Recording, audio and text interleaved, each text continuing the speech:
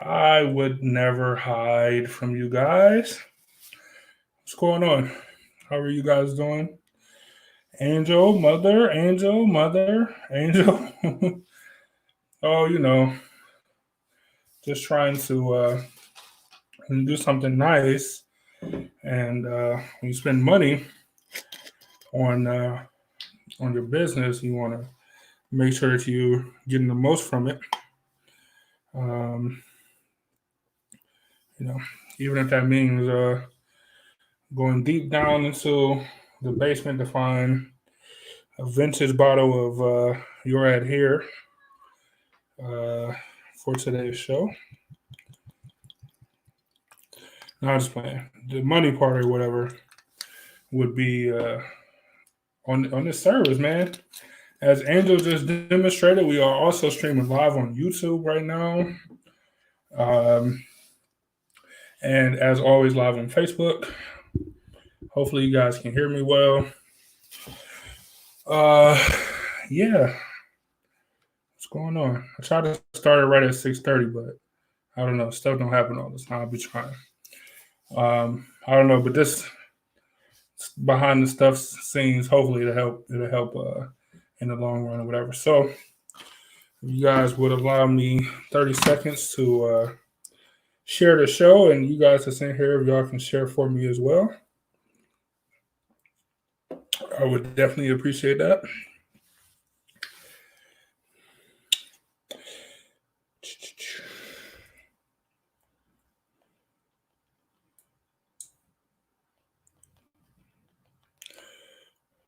Okay. I just realized I made an error when I was talking. I said it's behind the stuff scenes instead of behind the scenes stuff. All right. So anyway, thanks for joining me. I'm glad y'all can hear me. I'm glad y'all here um, on this quarantine third Wednesday. Forgive me, as all the days are the same. So politics today, as usual. Um, I hope I didn't miss anybody. Thanks for y'all for joining me as always. Um, Today, I just wanted to talk about.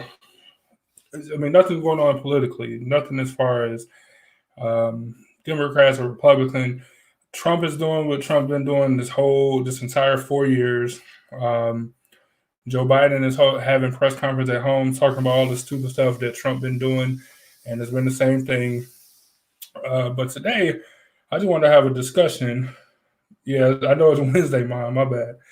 It's all the same day. It's quarantine day. It's the same thing. It's all the same. Even though stores starting to open up, and I seen Tower City was back open and stuff like that. So we're getting there, hopefully, slowly.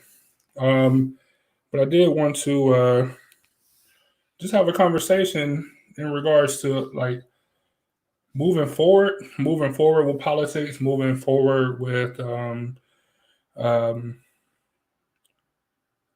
because I mean, I was having a conversation with somebody today, and we were talking about how people be like, "Oh, enough is enough," but like black people have been saying enough is enough since the '60s. You know what I'm saying? Like since civil rights movement. So, like, when is enough actually enough? And I don't know. I don't know how many times we as a people or as Americans can say this Trump stuff. Enough is enough. Like, when is enough actually enough? I have no idea. And it just seemed like it's more talk than anything else. So I wanted to, I guess, kind of have a dialogue um, on ways and things that you guys think we can do to actually move forward. You know what I'm saying? And so I'll start it off. I think that, or one of my things I've always said was, um, it's a bunch of old white guys, the same old white guys that's in politics that has been there forever. Um, there's no limit on how long senators can run and be in the Senate and House of Representatives. The same thing. You just do whatever you want to do for as long as you want to do.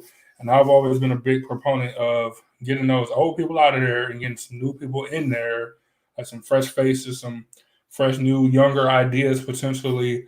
uh, to see about actually making a change. Like, because if you got the same people making the decisions, then you're gonna come out with the same, like, it's gonna be the same outcome, like, no matter what. If it's like, no matter what you feel like should change on the surface level, on the normal, average, everyday people level, if you keep electing the same people that clearly aren't representing you, then nothing's going to happen. It's going to be the same thing. So, um, my big thing is getting old people. I'll pick on old white guys, I guess, just because it is mostly old white guys. But just people, like, set a term limit or something.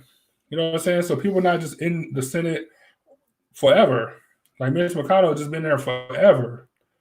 You know what I'm saying? And even on the Republican side, I'm not even just picking on him. On the Democratic side too, like, just set term limits. I think should be something, and you can only do so many, and then after you do those so many, then that should be it. You should be able to. I mean, you should have to go on and do something else, or be an advisor, or I don't know. Just go do something else. You could set it high, set it at 5 or something, but like, have it where you get some new blood, some new life. That way you get actual young people that's interested in politics, instead of a generation who thinks that their votes don't count because the same people's been in there forever and ever and running the same thing. Um, so that's my uh, opinion, is getting uh, younger people involved into politics. And I think the way that you do that is by setting term limits and getting these old people out of there, after they serve.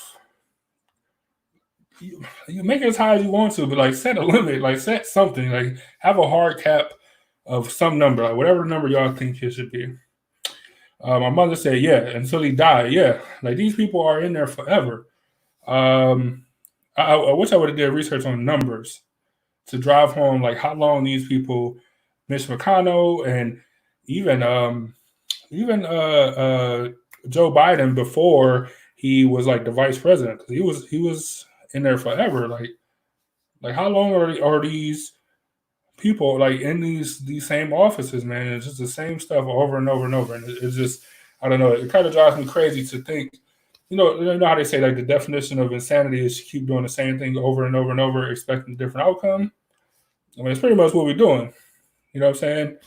And I think that uh, young people is not super interested in politics, period. Let alone young black people. So I just don't. And just having a bunch of old white guys in there, just not going to do it. It's not going to be as anything to make somebody say, "Oh, I belong there," or their ideals are something that I can associate with. Um, so that's a place that I want to be, or something I want to do. I just don't see it at all. Hmm. And it kind of made me. I'm not going to get too deep into this, but it reminds me of what we're going to talk about on Sunday. Talk about religion and stuff. It reminds me of, like, older people in the church, and then they have kids, they have daughters or whatever, and they don't, what I'm saying, they don't make it where they're appreciate you, man. They don't they don't they don't, like, so you be in church forever. You know what I'm saying? Now you're a mom or a grandmother, and then you got granddaughters, and you got daughters and stuff that come up in the church, and now they dress a little bit tighter. You know what I'm saying? Or they're a little bit too short, and all this stuff. And you know what I'm saying? So you run the risk of turning people off of even being in church, because, like, you feel like, oh, like, I've been here my entire life and I'm here now. Like, just because I don't wear the long dresses that y'all wear because y'all older, don't mean I'm any less Christian or any less religious or whatever. So, like, don't chastise me, or go get the little I don't know what you call it, the little white covering or whatever, talking about, what I'm saying, talking about you distracting the pastor, or any of that stupid stuff, man. Like, you just got to be open to change, and when old people are not open to change, then it just, I don't know, it just ruins everything for younger people. You know what I'm saying? So that's how I feel. So I don't want, like I said, I don't want to talk too much about church stuff, because we're gonna talk about that on Sunday. But I definitely think that it start with the older people and how they usher in like a younger generation and whether they do a good job or not. Just like your kids, like you got kids and they grow up and they kind of want to be like you or whatever, and then you kind of push them, what I'm saying, or kind of guide them towards whatever it is that you have an interest in, or something that's going to be fruitful for them, or something that's going to make them money, or education or whatever. And this would be the same way with running the country. You know what I'm saying? It's just my feelings, at least. I could be wrong.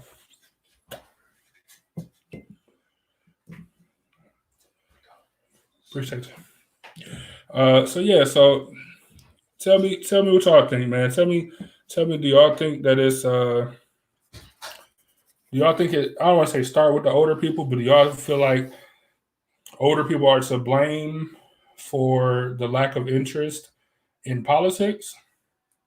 And I don't want to say like it's just older people's fault because maybe the generation before them didn't have an interest. Maybe it's just um, like a snowball effect where you got a group that's interested in political in the '60s and Black Panthers and Fred Hamptons and all these people that's so interested in politics and meeting with the president and all this stuff, and then slowly but surely kind of get stripped away further and further to the point where what I'm saying, it's just not like there's nothing there. There's no interest there hardly.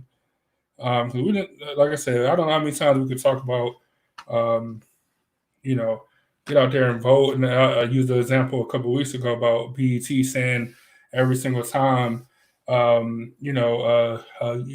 the vote and vote or die and all this stuff. Like, how many times are we going to do that before we actually um, do something in the community to get people interested instead of just saying, "Hey, you should go vote." I don't know. You got to be more involved, man. And that falls on me too, kind of. Like I'm still in the young age where, um, I can't really control nothing, um, politics wise. So let me see. Angel said, "My parents never paid attention and so on. I think it could be snowball for many." I agree with that. Like I don't remember. There's no slights to my mom or anything like that, but I don't remember us ever talking about politics in the house. We talked about Tupac. We talked about rap. We talked about not getting jumped in the hood. You know what I'm saying? Like not getting jumped living on Hopkins. You know what I'm saying? Like we talked about that stuff. But I don't remember us really talking about politics or what's his name, Clinton or Ronald Reagan for that matter. Like I don't remember us ever really talking about. And I think I remember that the mayor was Mike White. Uh, I don't even know why I remember that. Like I was super young, but we never talked about it. We never had discussions about it at all. Let me see. Angela also said, I heard growing up more often than not that your vote doesn't count from people who don't vote. Yeah, it's kind of like a double negative. It's kind of like uh, uh, it's like people that I mean, it's just what I'm saying. It's just people giving their opinion, and they might be right or they might not be right. But I know if you don't take action, some kind of action, right? If you don't do something, if you just content with it and nothing I do matter, no matter what I do, like none of it matters. Then, and I'm also not going to do anything to change so that I do matter. Then I don't want to hear you complaining. Like I don't want to hear nothing. To be honest, I really don't. Like, I don't want to hear nothing. Like you're not going to do something, even if it's the wrong thing. We had a saying like when I was playing football. It was like uh, it was like if you because I was playing offense. Like if you block the wrong person, like but like block somebody good. Like if you're gonna make a mistake fast. Like you know what I'm saying. Like make something happen, even if it is the wrong thing. You know what I'm saying. Like so, if you're not gonna do anything, you're just gonna stand there like, oh, I made a mistake, or nothing matters. The ball's not coming my way, so I'm just gonna stand here. That's just stupid. And now you just put a flashlight so people can point at you and others like you and say like, oh, uh, this is why we don't pander to the black vote because they don't come out and vote anyway. They must not care. They don't come out and vote. and that might not even be the case at all. Let me see. Angel, the only one talking to me today. Angel said, "We didn't talk politics till after I was older and voting." So that means for your entire life, you didn't talk politics until you were 18, at least. Like, so I don't know how the election fell when you were like, because like when I turned 18, a couple months later, I was able to vote. So I don't know if it fell where like you had to wait a year or something like that. I don't know, but that's crazy though. To not even think about voting or not even have a conversation with your family or whatever about voting until after you're 18. That's crazy to me. She goes on to say, I only started voting because of a coworker who was like a mentor to me. I agree. Oh, and Angel said she was in her 20s. So yeah, so Angel, that's a perfect segue into the second half of my show, or the second half that I want to talk about is I wish that instead of all these, like I said, celebrities and stuff, just telling people to go vote, like I wish it was actual politicians, mayors, or city councilmen, or uh, I don't think, do we got aldermen here in Ohio? I don't think we do, but just governors for that matter. Like I wish that there were programs in school or in at community centers where these politicians would take young people under their wing and say, "Hey, this is how you run a campaign." You know what I'm saying? Like this is how you keep your finances in order.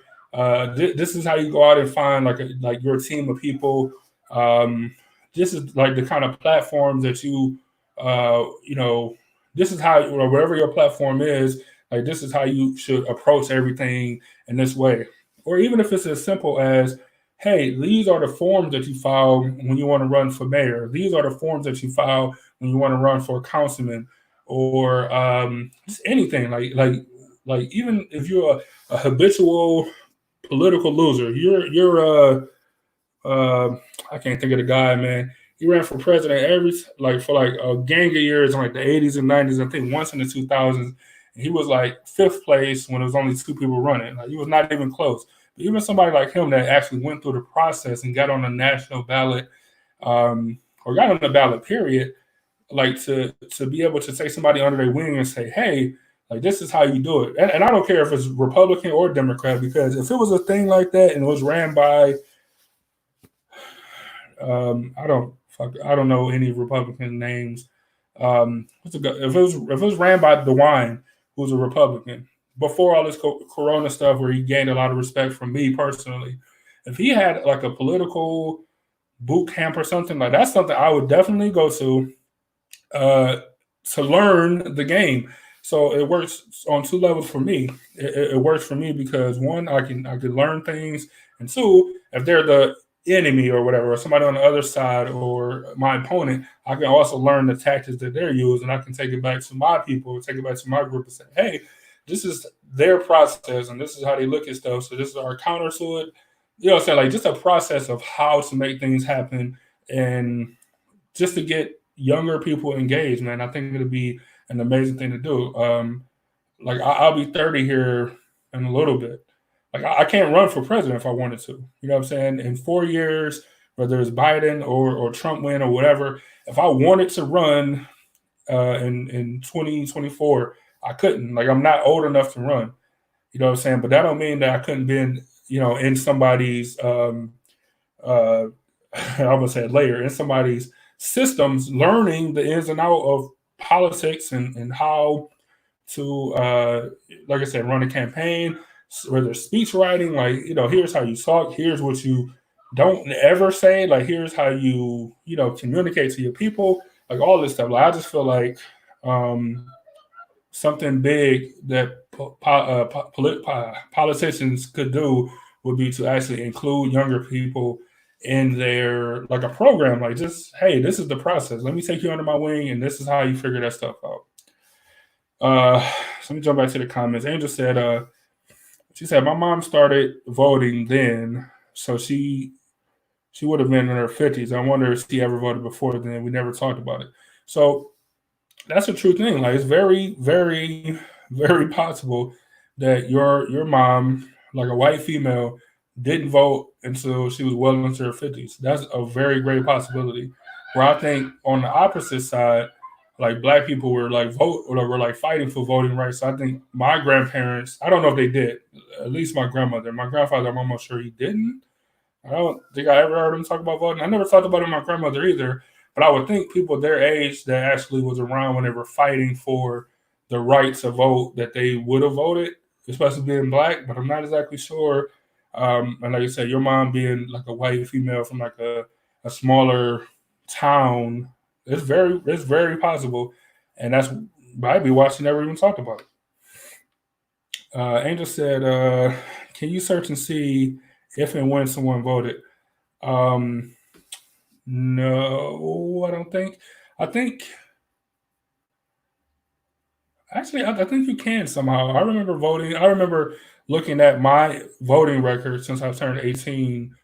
But I really don't remember how I did that, or if I had to put in my personal information, or if it was public information. I'm not really sure, and I don't know. But I do remember doing it one time, so that might be something to look into. She said Ross Perot. I don't even know. I know who Ross Perot is, but I don't remember what I said to make you say that. I probably was saying who's a Republican, Ross Perot. Angel said we need to start with family and friends. Make sure they are all voting. Um, Angel, look, I agree with you, right? I agree with you. Like I think that's the way. I think that's the way to do it. But I think giving people a reason to vote, like saying not only that you should vote, but this is why you should vote. You know, what I'm saying like giving people not even necessarily an incentive, like it's your civic duty or whatever to do. You know, what I'm saying so it shouldn't be like a even though I know we joked about it before, like I give you a paid day off, or I still don't get me wrong, I still believe that voting should be a national holiday because there should be no excuse for people not to go vote. But everything is different when you engage people in it instead of just saying, "Hey, do this. This is what you should do."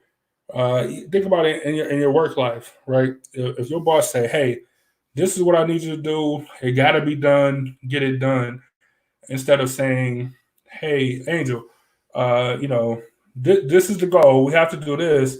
Like, how do you think we should go about it?" Like, instead of engaging you and making you feel like a part of it, like your opinion matters. So you'll be not only uh, will you do it because you're gonna have to do it anyway because it's your job, but you'll feel more confident about it. You'll feel happier because like, oh, even if we didn't even go my route, but he listened to what I had to say. He engaged me. I felt like what I said or what I did, my actions had some meaning to it. Like I had some purpose, and you'll feel way better that time or the next time that they come and ask you to do something. So I think that while I agree with you, we do need to start with family and friends. Um, uh, Old and young for that matter. But engaging them is how I think you actually get stuff done. And that's kind of what I wanted to do here was kind of just to brainstorm and see what people was thinking as far as how to engage people uh, in politics. Like I wish this show wasn't so I want to say preachy, I guess, but like I wish I could have, I mean, I know the corona stuff, but like have young people or young people that are interested in politics and find out why they got interested in it and find out, you know, like, was it just their parents that was interested and they became interested? Did they read a book? Did they go to a meeting? What exactly was it that kind of got you interested in it? And that's kind of what I want to talk about now. Um, so yeah, so any of that stuff, uh, YouTube or Facebook. If you guys want to, if you got any ideas how to engage people, or just like I said, just having a conversation, a dialogue about it, be sure to leave it in the comments um, on the Facebook, on the YouTube. You can always leave us a voicemail on the podcast. Um, on our anchor page or whatever. So anytime y'all need to get in contact with us or want to give your opinion, definitely let us know. Um, so to end my prepared part of the show, Getting young people engaged, I think, is the key. I feel like a mentor program, like Angel said, like the reason she got into it was somebody that she looked up to as a mentor is what kind of got her into it. So I think politicians having a program or something to get people interested as well, I think that would definitely be the way to go um, as far as making it happen. All right, so we got about 3 minutes left or so. So if you guys got any questions about anything political or whatever, let me know. We can definitely talk about it. But that's all I got for the prepared part of it. And like I said, I know I just said it, but let me say it again. If you guys got any idea on how to get younger people engaged, how to get people engaged, not just to get them to vote, not just to yell at them and scream at them or go door to door and register people or ask people are they voting, because that clearly hasn't been working. You know what I'm saying? Except for the one time it was a black president working or running, because the Devonshire didn't happen the second time in 2012. So you guys got anything like that, definitely let me know. Um, but yeah, with that, I guess we're gonna take this leave. Uh, that's all I got. So I appreciate y'all joining me. Next week we can have more discussion and dialogue, or it could be a more traditional show with just information. If you guys got a preference on that, definitely let me know for sure. Um, Other than that, I appreciate y'all joining me. It is Wednesday, so be sure to go check out the Epiphany Radio Rewind, streaming on all your platforms, your Google Music, your Apple Music, your Google Play, or whatever it's called, Spotify, Anchor FM. It's streaming on all that stuff. Be sure to go like our YouTube page. Um, just search Epiphany Media on YouTube. Most of you guys already come watch on the Facebook page, so I appreciate that. Um, if you guys need anything, let us know. If not, we will see you Sunday at 5 o'clock ish. A very soft 5 o'clock ish, where we're going to be talking about religion and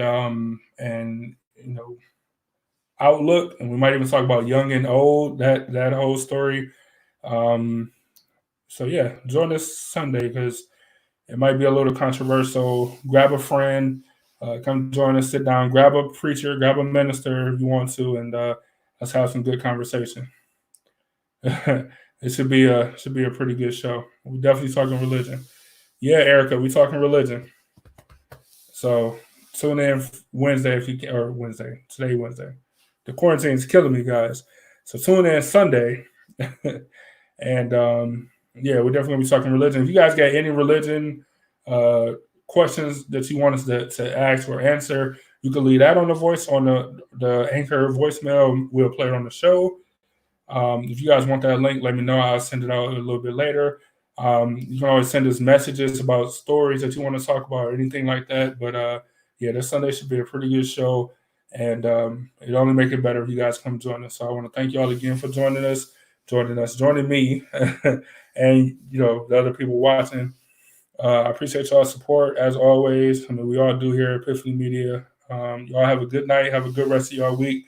Stay safe and stay covered up and all that stuff as restaurants open up on Friday. Don't be out here getting sick. With that, I'm out of here. Salute to the city as always, and I'll see y'all Sunday.